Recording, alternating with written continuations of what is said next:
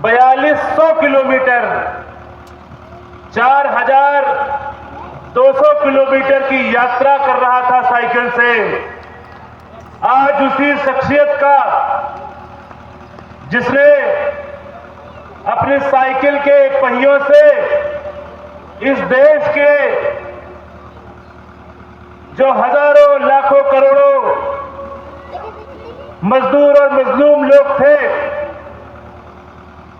उनको जिनको इंसान होने का भी अधिकार नहीं दिया जाता था, उनको सत्ता में काबिज कर दिया, सत्ता की कुर्सी पर बैठा दिया। आज उन्हीं मान्यवर कांशीराम साहब का के जन्मोत्सव पे हम लोग बहुजन एकता सम्मेलन मनाने के लिए यहां एकत्रित हुए हैं। साथियों, बाबा साहब भीमराव अंबेडकर, मान्यवर कांशीराम साहब और हमारे सभी महापुरुषों का अगर कोई एक उद्देश्य है तो वो उद्देश्य है बहुजन समाज को एक करना। मान्यवर साहब कहते थे कि 6743 जातियों में बटे हुए समाज को मैं एक करना चाहता हूं, और आज उनकी जो चाहत थी उसमें थोड़ा सा योगदान देने के लिए हम लोग युवा साथी टीम के लोग, आप लोग यहां पर बैठे हुए हैं और इस देश में और प्रदेश में लोगों को बहुजन समाज एकत्रित करके बहुजन समाज बनाने की हम लोग कोशिश कर रहे हैं। साथियों, आज जब हम ये देखते हैं और ये बात हमको समझ में आती है कि राजनीतिक रूप से शायद हम उतने मजबूत नजर नहीं आ रहे हैं, सामाजिक रूप से हम लोग उतने मजबूत नजर नहीं आ रहे हैं, और उसमें अगर कोई कारण है, उसमें अगर कोई सेंध लगी है तो उसका एक ही कारण है कि जो मान्यवर साहब ने कहा था कि हमको एक होना है, तो कहीं ना कहीं उसमें कमी है। तो आज की तारीख में अगर हमको कुछ कहना है, करना है, तो सबसे पहले जो सवाल उठाना है, जो सबसे पहला जो काम करना है, वो हमको एक साथ आने का करना है। मान्यवर साहब ने अपना पूरा जीवन दे दिया। मान्यवर साहब ने जिस दिन ये संकल्प लिया था कि बहुजन समाज के लिए मुझे काम करना है, उस दिन के बाद उन्होंने अपने परिवार तक को त्याग दिया। ऐसे मान्यवर साहब के बताए हुए रास्तों पे अगर हमको चलना है तो हमको धूप और धूल भूल करके एक साथ एकत्रित होकर के आवाज लगानी पड़ेगी सारे बहुजन समाज को कि वो एक हो। साथियों, युवा साथी टीम इसी प्रयास को लगातार कर रहे हैं और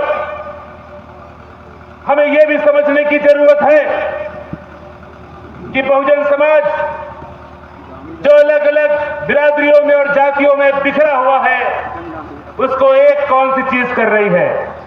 जब कहा जाता है कि संविधान खतरे में है, तो हमको यह समझना है कि संविधान नहीं, हम खतरे में हैं। तब बात आती है कि आखिर कौन सा ऐसे तरीके हैं, क्या कारण है जिसके आधार पर, जिसकी वजह से हम कमजोर होते जा रहे हैं और जिसके लिए हमको आवाज एक करके उठना चाहिए। साथियों, सबसे पहले उसमें मुद्दा है शिक्षा का मुद्दा। आज शिक्षा महंगी होती जा रही है। इस देश में जो गरीब मजदूर और मजलूम लोग, जो बहुजन समाज के लोग हैं, उनके लिए दिन रात मुश्किल होती जा रही है।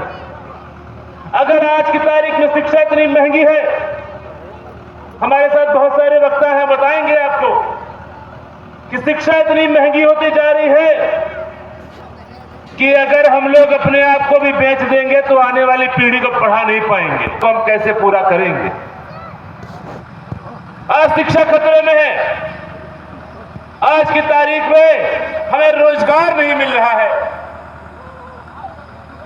जगह जगह से रोजगार खत्म हो रहे हैं, सभी जगह प्राइवेटाइजेशन बढ़ रहा है,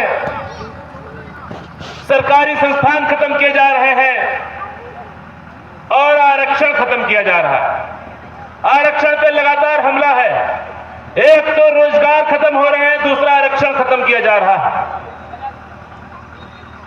तो जो थोड़ी सुविधा हमारे पास थी उसको भी मिटा देने का काम चल रहा है, क्योंकि जो शिक्षित हो जाते हैं, जो रोजगार पा जाते हैं, वो सवाल करना सीख जाते हैं, प्रतिरोध करना सीख जाते हैं। इसलिए जो सत्ता में बैठे हुए लोग हैं उनको दिक्कत होने लगती है।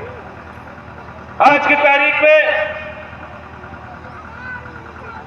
आप देखो, पूरे देश में जब मानवेंद्र साहब ने जो नारा दिया था समता का, बंधुत्व का, कि हम एक हों, बराबर हों, हमको एक जैसे मौके मिले, आज ना हम एक रह रहे हैं, ना हमको समता का अधिकार मिल रहा है और ना ही हमको मौके दिए जा रहे हैं। साथियों, युवा साथी टीम इसी कोशिश में लगी है, हम लोग इसी कोशिश में लगातार लगे हैं कि पूरे देश के अंदर शिक्षा का, रोजगार का, आरक्षण का, जाति जनगणना का, ये सारे जो हमारे मुद्दे हैं, जो हमारे अस्तित्व की चीजें हैं, जिनकी वजह से हम इस देश के संसाधनों पर अधिकार पा सकते हैं, उनके लिए हम लगातार लड़ाई लड़ेंगे।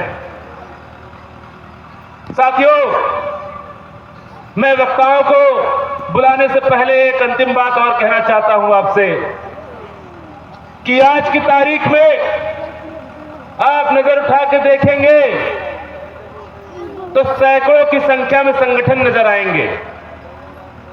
और ये बात मैं इसलिए कह रहा हूं कि शायद कल जो समाज जातियों में बटा था, आज संगठनों में बढ़ता जा रहा है।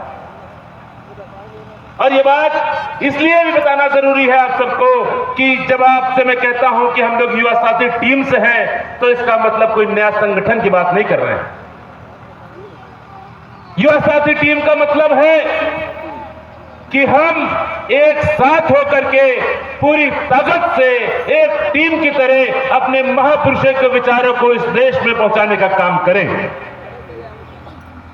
एक टीम की तरह इस देश के युवा एक साथ इकट्ठे हों और आने वाली पीढ़ी को बताएं कि हमारे महापुरुषों का क्या संदेश था। और हमारे महापुरुषों का जो संदेश था, जो उनका सपना था, माननीय कांशीराम साहब का जो सपना था, उसको हमारी टीम पूरा करने का काम करे। यह है युवा साथी टीम।